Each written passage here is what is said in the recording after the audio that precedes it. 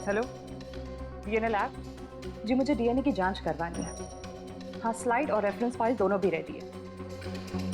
Doctor Salunke actually Salunke साथ छुट्टी पे है और उनके जगह जो नए हेड ऑफ द डिपार्टमेंट आने वाले हैं उन्हें ज्वाइन करने में थोड़ा टाइम है, लेकिन मैं इस केस में बिल्कुल डिले नहीं कर सकती, इसलिए प्लीज़ आप रिपोर्ट जल्द से जल्द रेडी कर दीजिए।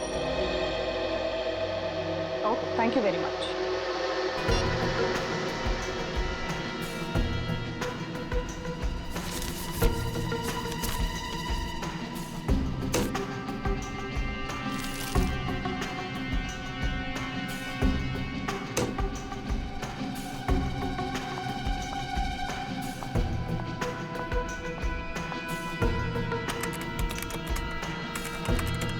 ओह गॉड, ये कैसे हो सकता है?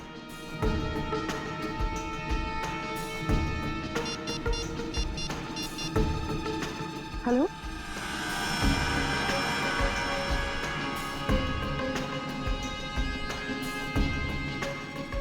क्या आपको पूरा यकीन है कि वो खून उन्हीं का है? न जाने डॉक्टर तारिका को आप क्या पता चला है। जब उनका फोन आया था तो काफी परेशान लग रही थी। कोई तो बड़ी बात होगी अभिजीत। मुझे लगता है लक्षिता और इंद्राणी के मर्डर केस को रीओपन करना चाहिए और नए सिरे से तहकीकात करनी चाहिए। हमारा शक सही निकला। फिंगरप्रिंट और डीएनए रिपोर्ट।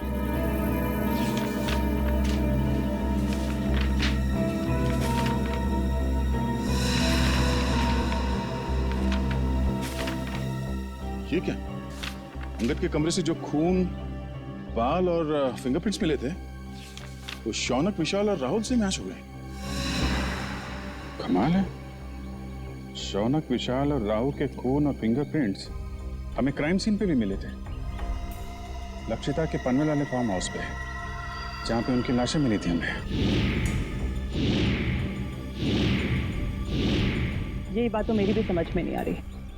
अगर विशाल, शौनक और राहुल ने उन दोनों औरतों को उनके पनवेल वाले फार्म हाउस में मारा है, तो फिर उनके बाल, खून और फिंगरप्रिंट्स होटल रेड सेंट्रल के किसी स्टाफ रूम में कैसे आ गए? सर, राहुल, विशाल और मैं, हम तीनों हमारे गैर कानूनी सौदे के लिए होटल रेड सेंट्रल जाया करते थे। लेकिन सर, मैं कसम खा के कहता हूँ कि हम तीनों अंगद से कभी नहीं मिले। सर, मुझे तो ये भी नहीं पता कि मेरे उंगलियों के निशान अंगद के कमरे में आए कैसे। अंगद को पहले कभी मिले नहीं थे। रेडी, अंगद का फोटो दिखाओ। अब फोटो को देखकर बताओ, क्या तुमने इस आदमी को पहले कभी देखा है? जानते हो इसे? ये अंगद है, असिस्टेंट मैनेजर था रेड सेंट्रल होटल का। नहीं सर, हो सकता है कि आते जाते देख लिया हो, लेकिन सर मेरी इससे कभी कोई बातचीत नहीं हुई सर। हो सकता है तुम्हारे साथी विशाल और राहुल अंगद को जानते हो? नहीं सर, मैं दावे के साथ कह सकता हूँ कि राहुल और विशाल भी अंगद के लिए अजनबी है। शौनक, इस छोटी सी बोतल में हमें तुम्हारा खून मिला था। मेरा खून?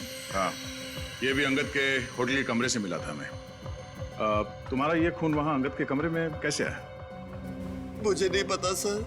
क्या पिछले 8-10 दिन में तुम्हें कोई चोट लगी थी जिसके कारण बहुत ज्यादा खून बहा? नहीं सर, ऐसा तो कुछ भी नहीं हुआ। तो फिर तुम्हारा एक खून इस बोतल में कैसे आया? सर, कुछ दिन पहले मुझे एक एलर्जी अटैक आया था। उसका ब्लड टेस्ट कराने के लिए मैं हॉस्पिटल गया था।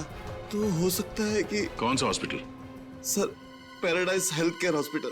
Paradise health care hospital? हाँ हाँ सर। उस पैथोलॉजिस्ट का नाम पता है तुम्हें जिसने तुम्हारा खून लिया था? सर, नाम तो नहीं पता, लेकिन सर वो दिखने में थोड़ी सी सांवली थी, बाल उसके घुंघराले थे।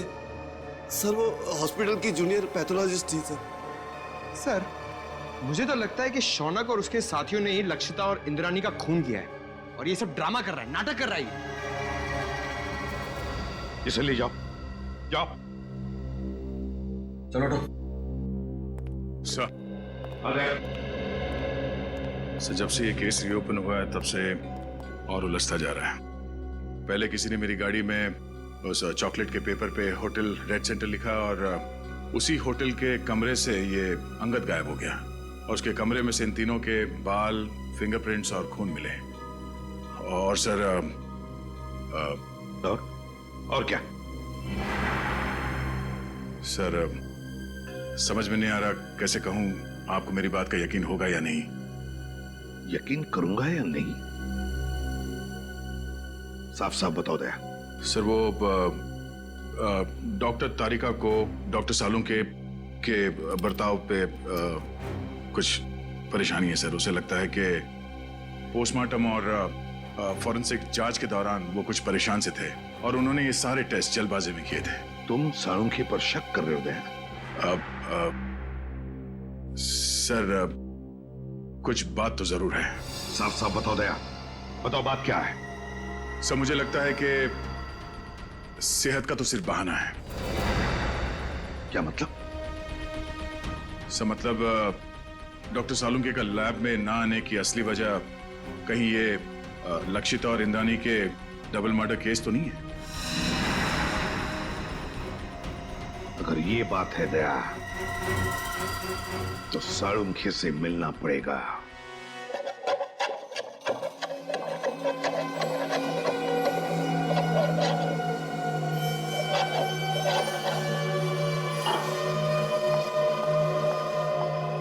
खाना काम कर रहा हूँ ना, देखने दे, रख दो, बाद में खाऊंगा। आप रुकिए, मैं देखती हूँ।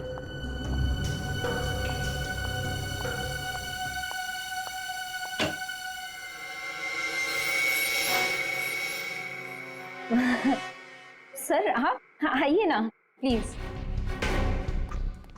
अरे प्रद्युमन, दया, अरे आप सब लोग यहाँ। हाँ, तू इतना चौंक क्यों गया हमें देखकर? नहीं मतलब आप सब लोग यहाँ मेरे घर पे इस वक्त किस लिए? हम ये पूछ रहे हैं कि आपकी तबीयत कैसी है। वैसे तो हम यहाँ फोन करके आना चाहते थे, पर आपका फोन कब से स्विच ऑफ आ रहा है। हाँ, वो बैटरी का प्रॉब्लम होगा। सर आपकी तबीयत कैसी है अब?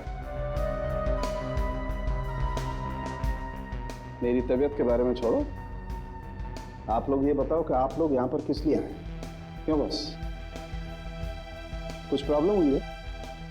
आसाम की प्रॉब्लम तो हुई है। हमारी इन्वेस्टिगेशन और तुम्हारे फोरेंसिक रिपोर्ट में कुछ गलती है। हाँ, गलती? हाँ हो सकती है, गलती हो सकती है। गलती आपके इन्वेस्टिगेशन में हो सकती है, मेरी रिपोर्ट में कोई गलती नहीं हो सकती। मैं कभी कोई गलती नहीं करता हूं। कहीं आप मेरी 16 साल की काबिलियत पर शक तो नहीं कर रहे? सर प्लीज आप नाराज मत होइए, हमें बस लगा कि आपकी तबीयत खराब थी तो शायद गलती से आपसे कुछ चीजें नजरअंदाज हो गई हो, गलती से। डॉक्टर साहब हम ये नहीं कह रहे कि आपने जानबूझ के कोई गलती की है। हमें बस इस बात की फिक्र है कि किसी बेगुनाह को सजा ना हो जाए। बेगुनाह को सजा नहीं होनी चाहिए। बेवकूफ नजर आता हूं मैं? मेरी शक्ल पर लिखा है कि मैं बेवकूफ हूं? क्या मतलब क्या आपका? 16 साल के बाद आप लोग मेरी काबिलियत पर, मेरी ईमानदारी पर शक कर रहे हैं। 16 साल मैंने ईमानदारी से काम किया और अब आप लोग घुमा घुमा करके ये कहना चाहते हैं कि सालुखे बेवकूफ है। इतना गुस्सा क्यों हो रहा है? हा? मैं गुस्सा इसलिए हो रहा हूं बॉस, तुम ये कहना चाहते हो कि 16 साल के बाद सालुखे बेईमान है, उसने गलती की है, वो नाकाबिल है। ओके, अगर ऐसा है तो आप इंद्राणी और लक्षिता का पोस्टमार्टम दोबारा करवा लीजिए। That's it, बस। अरे सर, डॉक्टर साहब बात तो सुनिए। ये सालुंके साहब को हो क्या गया? उन्होंने एक बार भी नहीं पूछा कि हमें उनकी रिपोर्ट में कौन सी गलत बात लगती है। वही तो एक बार भी साळुंखे ने नहीं पूछा कि रिपोर्ट में गलती क्या है।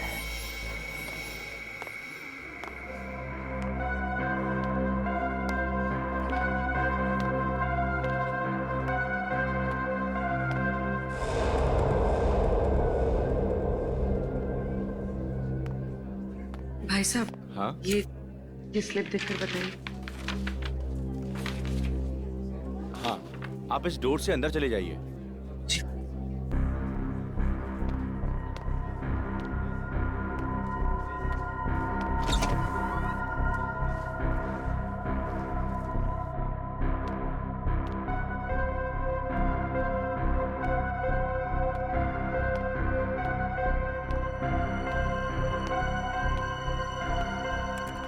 मैडम, ये आप उस कुर्सी पे बैठ जाइए। ठीक है।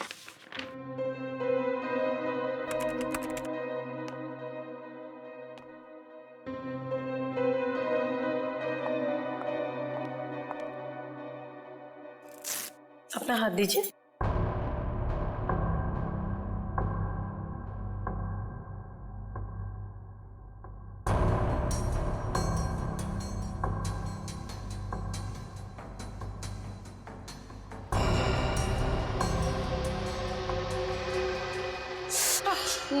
मुझे बहुत डर लग रहा है।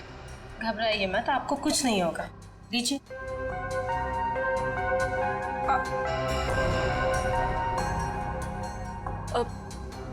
मेरा एक दोस्त है, मुझे उसकी ब्लड रिपोर्ट पिकअप करनी है, तो मुझे उसकी रिपोर्ट मिलेगी? पेमेंट स्लिप है आपके पास? स्लिप तो नहीं लाई हूँ, लेकिन उसकी रिपोर्ट्स बहुत अर्जेंट है। वो बीमार है तो आ नहीं सकता। उसका नाम शौनक है। ठीक है, मैं चेक करके आपको बताती हूँ। लेकिन मैंने तो किसी शौनक की रिपोर्ट नहीं देखी, और अगर होती तो रिकॉर्ड में होती। आप यहीं पे रुकिए, मैं देख के बताती हूँ।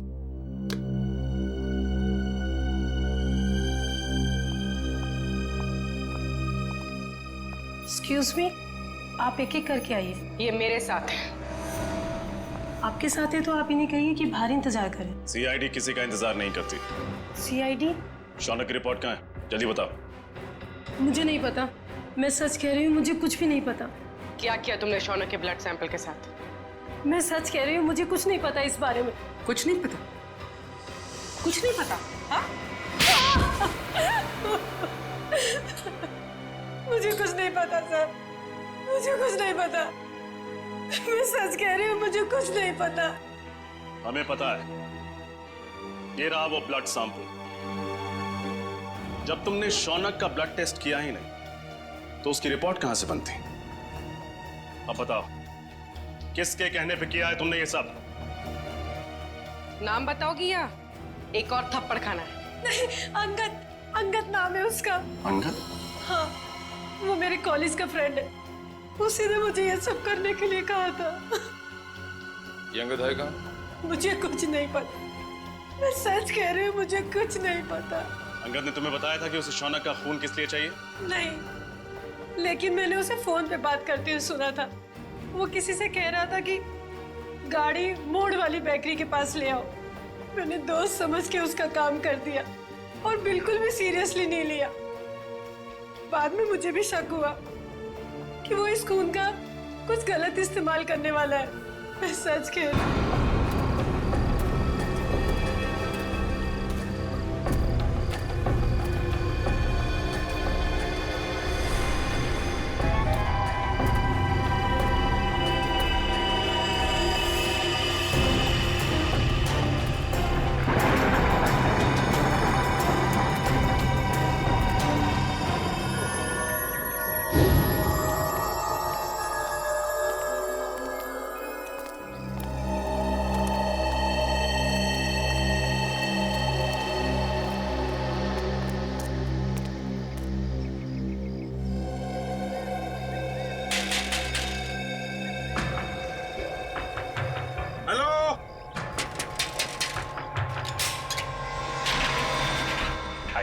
क्या है?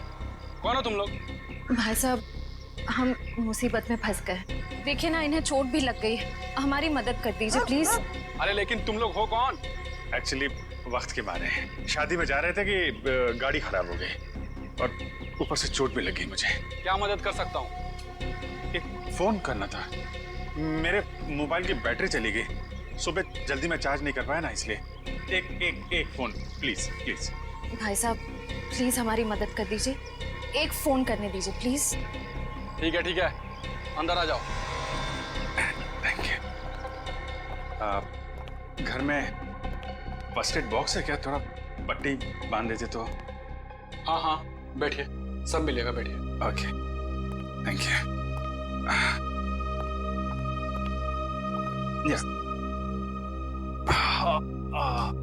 ओह, ये आपके पास पेन किलर है क्या? बहुत पेन हो रहा है। हाँ, वो भी मिलेगा। लीजिए, पहले आप पानी पीजिए। हाँ, या। मैं अपना मोबाइल और फर्स्ट एड बॉक्स लेकर आता हूँ, ठीक है? या।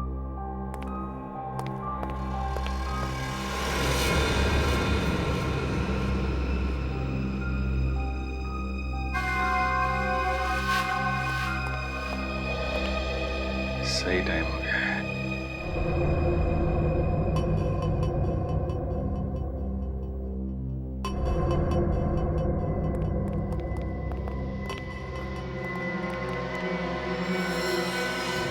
अरे ये बंदूक क्यों? तुम लोग भी बड़े बेवकूफ हो, मदद मांगने है वो भी हमारे पास। कौन हो तुम लोग? लुटेरे, या तो फिर यूं कह लो कि खूनी। 2 खून तो हम कर चुके हैं और अब 2 और करेंगे, वो भी तुम्हारा। नहीं सर, प्लीज हमें मत मारिए प्लीज। ए चुपचाप गहने निकाल, सारे गहने निकाल। तुम बहुत गलत कर रहे हो। कौन हो तुम लोग? CID.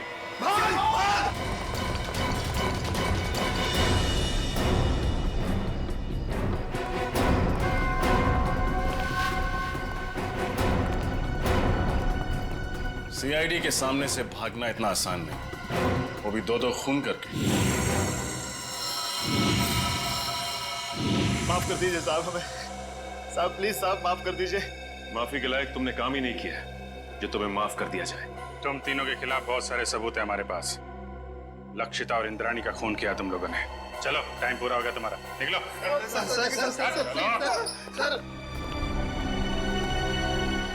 Good job. Thank you sir. चलो। जैसे कि आप देख रहे हैं, हम फिलहाल सीआईडी ब्यूरो में हैं, वहां से लाइव रिपोर्टिंग कर रहे हैं।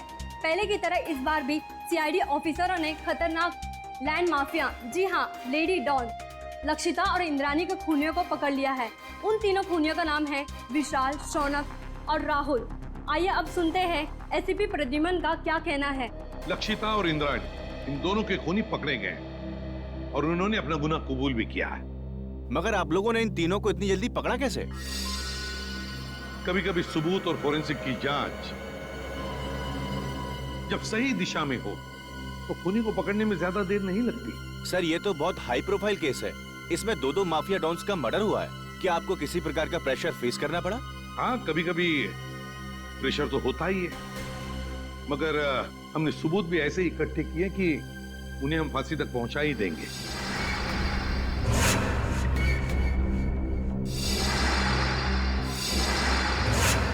और अगले हफ्ते हम अपनी चार्जशीट फाइल करेंगे और उसके बाद ही कोर्ट की कार्रवाई शुरू होगी। ठीक है, थैंक यू वेरी मच। अब जा सकते हैं।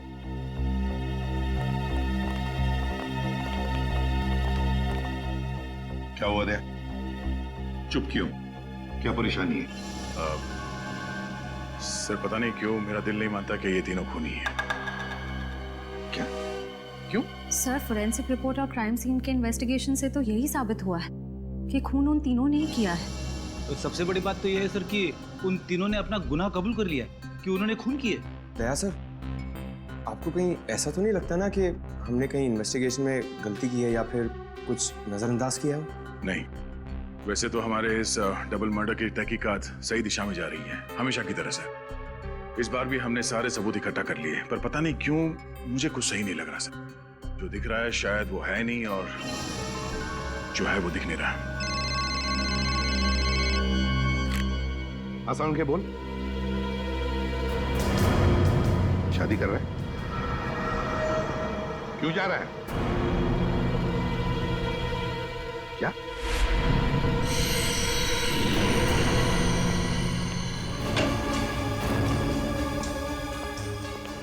वो क्या रहा है?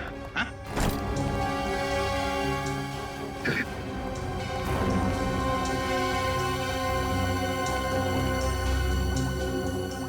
डॉक्टर साहब आखिर बात क्या है?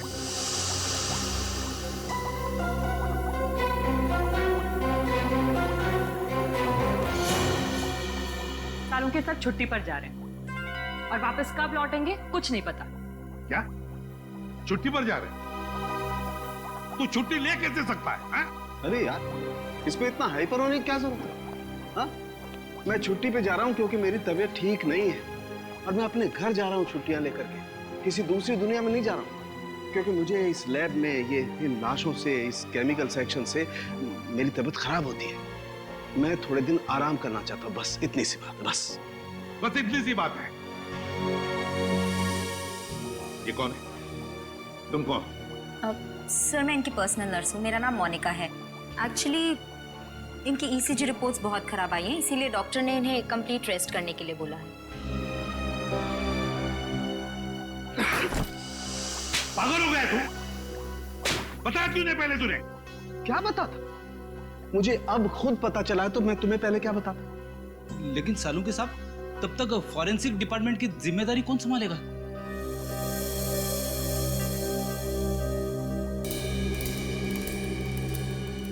रेडी है, मुझे नहीं पता है। बॉस, किसी दूसरे फॉरेंसिक एक्सपर्ट को बुला लो। मैं कुछ दिन के लिए आराम करना चाहता हूं। मुझसे अब कुछ नहीं हो सकता है और मुझे नहीं मालूम मैं कब वापस लौटूंगा। Thank you.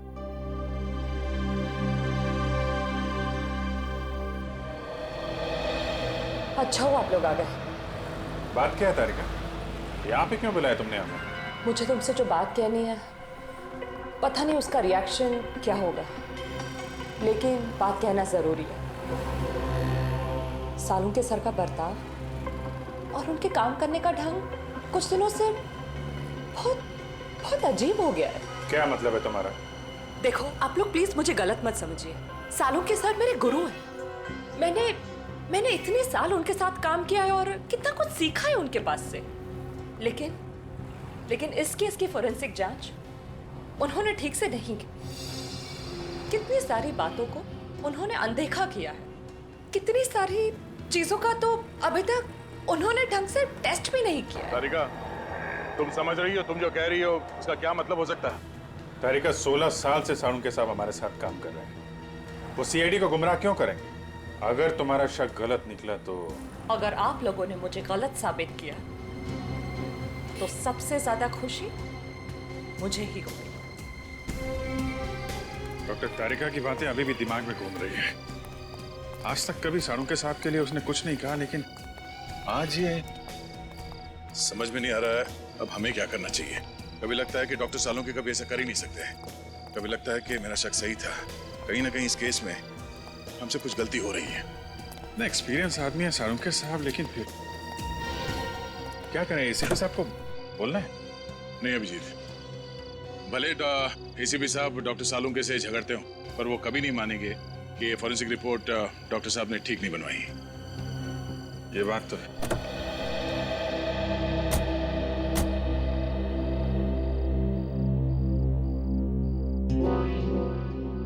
ये क्या है? मैं देखता हूं।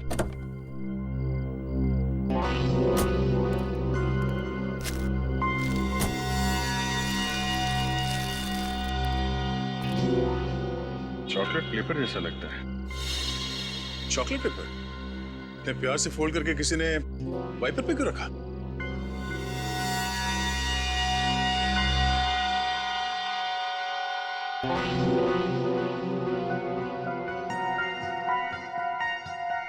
कुछ लिखा हुआ है इसमें।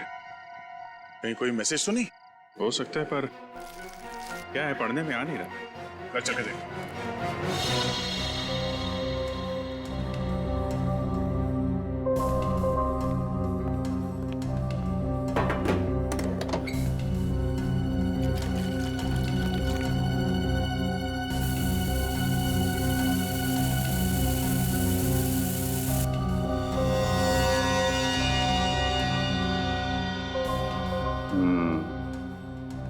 इनविजिबल इंक से लिखा गया था, hotel red central. Hotel red central? Lakshita और इंद्राणी की काम वाली सकू भाई ने भी होटल रेड सेंट्रल का ही नाम लिया था। लक्षिता मैडम और इंद्रानी मैडम 10 सितंबर को रेड सेंटर होटल में जाने वाले थे।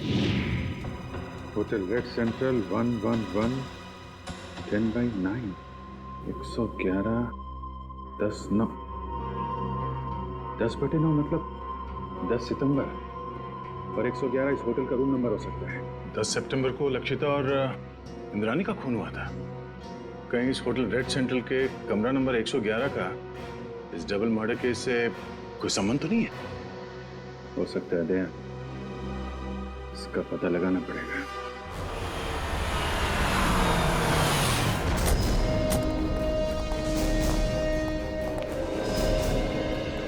होटल मैनेजर कौन है? सर वो रहे। Yes sir. 10 सितंबर को कमरा नंबर 111 में कौन ठहरा हुआ था? कोई नहीं, वहाँ कोई गेस्ट नहीं रुका। देख, झूठ मत बोल, समझा? सर मैं झूठ नहीं बोल रहा हूँ, वो तो हमारा स्टाफ रूम है। स्टाफ? जी, वो हमारे असिस्टेंट मैनेजर अंगद को दिया गया है। Angad, assistant manager? जरा इस अंगद को बुला। सर वो तो अभी यहाँ नहीं। उनकी डिटेल्स तो होंगी आपके पास? Yes sir. Right.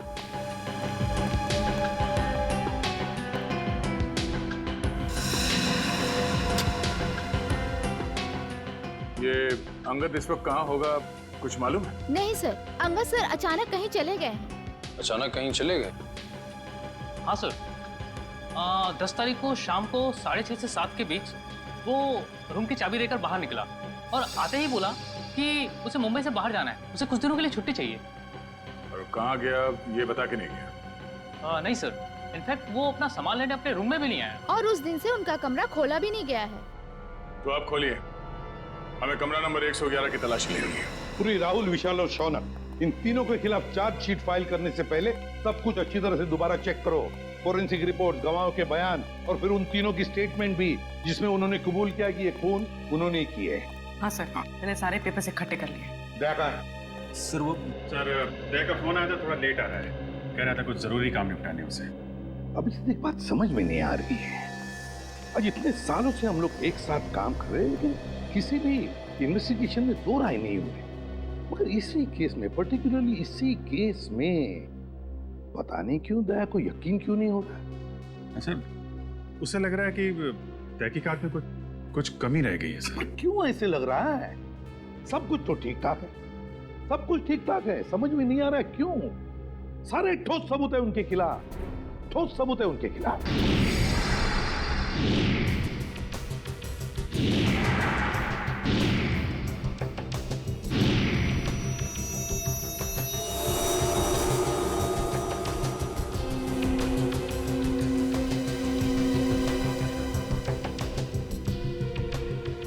Sir, Lakshita को माथे पे गोली मारी गई है और इंद्रानी को गले पे। और दोनों ही गोलियां आर पार हो गई हैं। हाँ सर, और दोनों के शरीर पे कोई चोट या खरोच के निशान नहीं है। मतलब मौत से पहले हाथापाई नहीं हुई?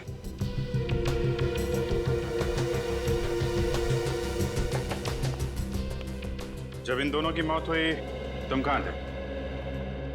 साहब, आगे नाके पे पान की दुकान है, मैं वही पान खाने गया था साहब। ड्यूटी छोड़कर पान की दुकान के चक्कर लगाते हो?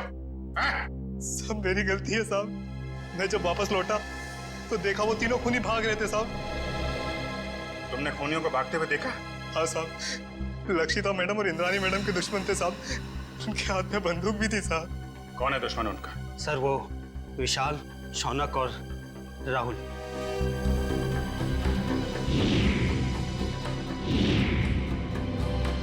विशाल, शौनक और राहुल, ये तीनों तो वही है ना जिनके घर हथियार लेते तुम्हारी मैडम ने? ठीक कहा सर आपने। मैंने तो कई बार इंद्राणी मैडम और लक्षिता मैडम को कहा था कि प्लीज आप अपना पर्सनल बॉडीगार्ड रख लीजिए, लेकिन नहीं सर, अब प्रॉपर्टी के काम में दुश्मनी तो होगी सर।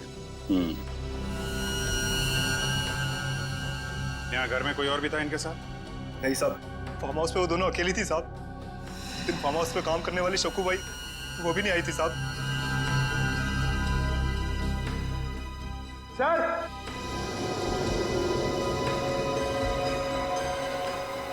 हाँ मगर सर ये देखिए, यहाँ पे ये खून है और जूते ऐसा कोई निशान बनाया हुआ। जब खूनी ने लक्षिता और इंद्राणी पे गोली चलाई तो वो लोग सोफे के आसपास बैठे हुए थे, तो खून वहां होना चाहिए था। खून यहाँ पे कैसे आया? ठीक है ना, लेकिन ये भी हो सकता है कि उनको गोली मारने के बाद खून यहाँ से भाग रहे हो और कोई सीढ़ी पे लड़खड़ा के गिर गया, चोट लग गई और खून निकल आया। सही हो सकता है। पंकज, ये दीवार पे जितने भी बुलेट्स हैं सबको निकालो और फोरेंसिक लैब भेज दो। सर फिर तो बैलिस्टिक रिपोर्ट से पता चल जाएगा कि लक्षिता और इंद्रानी पे यही गोलियां चली थी। करेक्ट। और उंगलियों के निशान और खून की जांच से ये भी पता चल जाएगा कि वो खून विशाल, शौनक और राहुल में से किसका है। एक काम करो, जितने भी आई विटनेस है सबके स्टेटमेंट लो और तुषार से साइन करा लो। सर। रजत, सक्कू भाई को बुलवाओ, पूछताछ करो उससे। सचिन, विशाल, शौनक और राहुल तीनों की फोटोग्राफ सारे पुलिस स्टेशन में भेजो। सारे मोबाइल वैन और चेक नाके पे भी भेजो। तीनों बच के जाने नहीं चाहिए। सक्कू भाई, मैं तुमसे कुछ सवाल पूछूंगा, सब सच सच बताना। साहब, सक्कू भाई कभी झूठ नहीं बोलती। अच्छी बात है। आज तुमने लक्षिता मैडम और इंद्रानी मैडम के बर्ताव में कुछ अजीब पाया था? नहीं साहब। अच्छा, राहुल, शौनक और विशाल, इन तीनों का तुम्हारे मैडम के साथ कभी कोई झगड़ा हुआ था? नहीं साहब, मैंने कभी कोई झगड़ा नहीं देखा। तुम्हारी दोनों मैडम यही रहती? नहीं साहब, शनिवार रविवार को आराम करने के लिए वो फार्म हाउस आ जाते थे और सोमवार को चले जाते थे साहब। और कुछ याद है तुम्हें? हाँ साहब, लक्षिता मैडम और Indrani madam hotel red centre में जाने वाले थे। तुम्हें अच्छी तरह याद है कि वो होटल रेड सेंट्रल ही जाने वाले थे? हाँ साहब, मुझे पक्का याद है ना, मैडम ने खाना बनाने के लिए मुझे मना किया था। और हाँ साहब, वो किसी के साथ डिनर करने को जाने वाले थे, लेकिन वो गए नहीं गए मुझे कुछ भी नहीं पता है साहब। मैं वहां से भी चली गई। Hotel red central. इतने सारे सबूत मिले अभिजीत, उंगलियों के निशान, फिर वो गोलियां भी जिससे खून हुआ है, और फिर गवाहों के बयान भी। वही तो सर, उन तीनों के पास इंद्राणी और लक्षिता को मारने का कारण भी था, क्योंकि उन्होंने उन तीनों को बेघर किया था। यहाँ तक कि वॉचमैन ने भी उन्हें खून करके भागते हुए देखा था। और साळुंखे साहब ने भी बताया है, उन्हीं की गोलियों से मौत हुई है लक्षिता और इंद्राणी की। साळुंखे की रिपोर्ट कभी गलत नहीं होती, कभी गलत नहीं होती। लेकिन इस केस की फोरेंसिक जांच उन्होंने ठीक से नहीं की। कितनी सारी बातों को उन्होंने अनदेखा किया है, कितनी सारी चीजों का तो अभी तक उन्होंने ढंग से टेस्ट भी नहीं किया है। हाँ सर, साळुंखे साहब का काम तो एकदम पक्का होता ही है, पर पता नहीं क्यों अचानक उनकी तबीयत कैसे खराब हो गई। हाँ सर, साळुंखे सर जब क्राइम सीन पर आए थे वो तब से ही परेशान लग रहे थे। शायद तब से उनकी तबीयत खराब हो गई।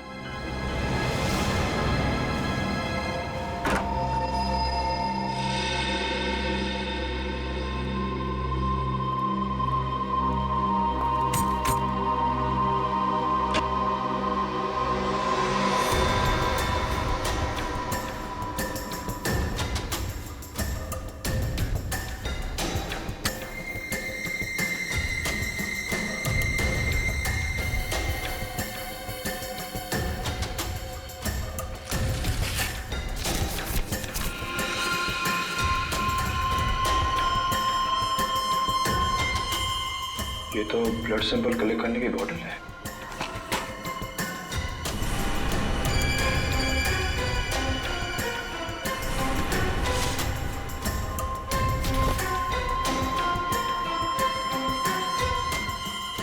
तो किसी चीज की ड्राइंग की गई इस पेपर में।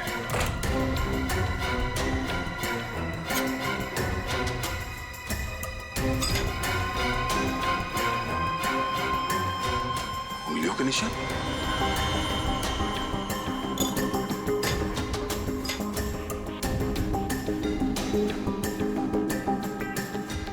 ये RVS। सर, ये देखिए, लगता है कोई अलग अलग आदमियों के उंगलियों के निशान बना रहा था। सर, क्या इस कमरे में अंदर के अलावा कोई और भी है? नहीं सर, वही रहता था।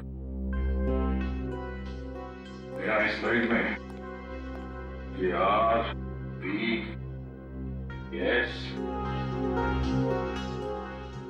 RVS क्या हो सकता है सर? कहीं ये R से राहुल, S से शौनक और V से विशाल तो नहीं? सर, लेकिन अंगद ने इन तीनों के फिंगरप्रिंट्स उठाए कहां से? पानी के गिलास पर से या फिर टेबल के ऊपर से?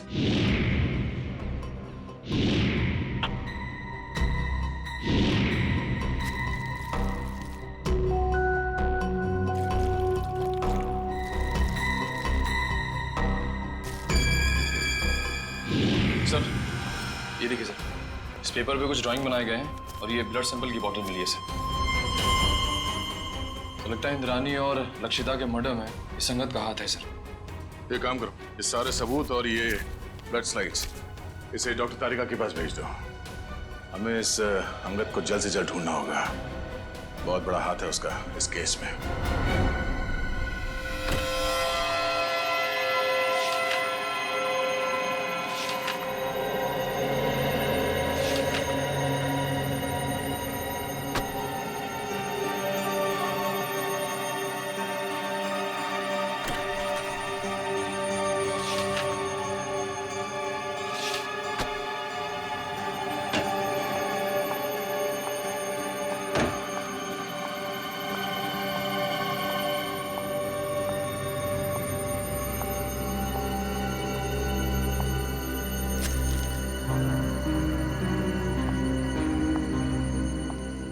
सब आप सचमुच जा रहे हैं?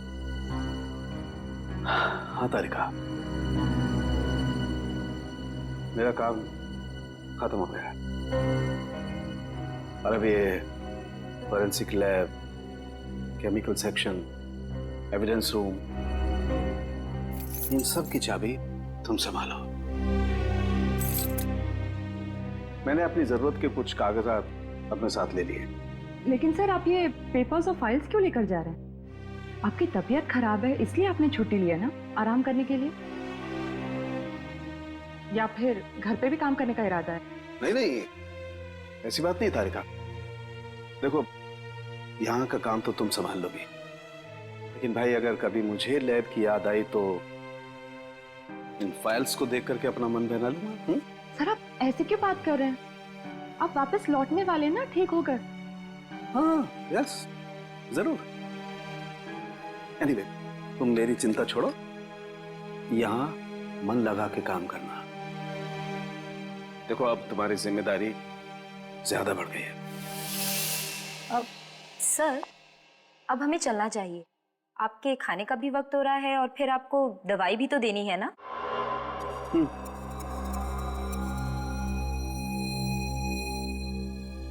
ओके तारिका। सर अपना ख्याल रखिएगा और जल्दी से ठीक होकर वापस आइए। And you take care of yourself. चलिए।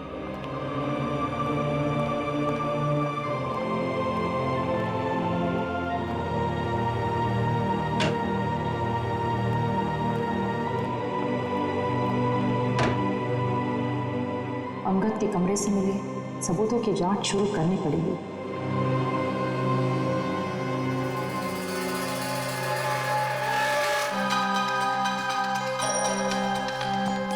राहुल, विशाल और शौनक, ये तीनों खूनी अंगद को जानते तक नहीं थे, फिर भी उनके उंगलियों के निशान उसके होटल के कमरे में मिले। इसका मतलब है फॉरेंसिक इन्वेस्टिगेशन में कोई ना कोई गलती हुई है। बस दोबारा पोस्टमार्टम करना पड़ेगा। आप क्या कह रहे हैं एसीपी सर? डॉक्टर सालुंके ने तो बस गुस्से में दोबारा पोस्टमार्टम के बारे में कहा था, क्योंकि उन्हें लगा कि हम सब उन पर शक कर रहे हैं। शक की वजह है हमारे पास तारिका, शक की वजह है। बस पोस्टमार्टम करना पड़ेगा। लेकिन सर, डॉक्टर सालुंके के बिना मेरा दोबारा पोस्टमार्टम करना सही होगा? तुम अकेली नहीं हो तारिका। दिल्ली ब्रांच से एक बहुत बड़े फॉरेंसिक एक्सपर्ट आ रहे हैं। जब तक डॉक्टर सालुंके काम पर वापस नहीं आ जाते, doctor Sameer he head of department की जिम्मेदारी संभालेंगे। मैं आ गया हूं सर। आइए आइए doctor Sameer, welcome. Thank you sir. Doctor Sameer, ये है डॉक्टर तारिका। इस केस में आपको इनके साथ ही काम करना है। Hello doctor. Hello doctor Sameer, आपके बारे में मैंने बहुत सुना है। आपको तो जीनियस कहा जाता है। नो डॉक्टर तारिका, रियल जीनियस डॉक्टर सालुंके हैं, जिनके साथ तुम इतने सालों से काम करती आई हो। ये तो मेरी खुशनसीबी है कि उनकी जगह मैं यहाँ कुछ दिन काम करूंगा। Sir I am little confused. मेरी समझ में नहीं आ रहा है कि ये दोबारा पोस्टमार्टम की जरूरत क्यों। डॉक्टर समीर, ये फैसला क्यों किया, ये आपको पोस्टमार्टम करने पर ही पता चलेगा। ठीक है सर। फिर मैं अपना काम आज से ही शुरू करता हूँ प्लीज। बिकॉज दोबारा पोस्टमार्टम करना ज्यादा मुश्किल है, ज्यादा वक्त लगता है इसमें। Thank you sir, nice meeting you. Can we doctor? Sir, Angad के कमरे में से हमें जो फटे हुए कागज के टुकड़े मिले थे, उन टुकड़ों को मैंने जोड़ दिया है। ये देखिए। ये तो एक कमरे का नक्शा है। कमरे के बीचों बीच एक सोफा है। लगता है सोफे पे 2 लोग बैठे हैं और सामने टीवी देख रहे हैं। डिजाइन से तो वही लिविंग रूम लगता है जहाँ से हमें इंद्रानी और लक्षिता की लाशें मिली थी। हाँ सर, जिस वक्त उनकी मौत हुई थी उस वक्त कमरे में टीवी चल रहा था। सर, सोफे पे जो 2 लोग बैठे, मुझे तो लगता है ये इंद्रानी और लक्षिता है। सर मगर लक्षिता के घर के लिविंग रूम का नक्शा अंगद के घर में क्या कर रहा है? सर कहीं ऐसा तो नहीं कि ये नक्शा अंगद ने बनाया हो? सर, लक्षिता और इंद्रानी इन दोनों का खून 9 से 11 के बीच में हुआ था सर, और ये अंगद होटल के कमरे से 7 बजे निकल गया था। वही तो दया, इस अंगद को कैसे पता चला 7 बजे से पहले कि 9 और 11 बजे के बीच लक्षिता और इंद्रानी टीवी देखने वाले? और फिर इस कमरे का नक्शा वो भी अंगद के पास कैसे? लक्षिता के घर के कमरे का नक्शा। कुछ ना कुछ तो गड़बड़ जरूर है दया, कुछ ना कुछ तो गड़बड़ है।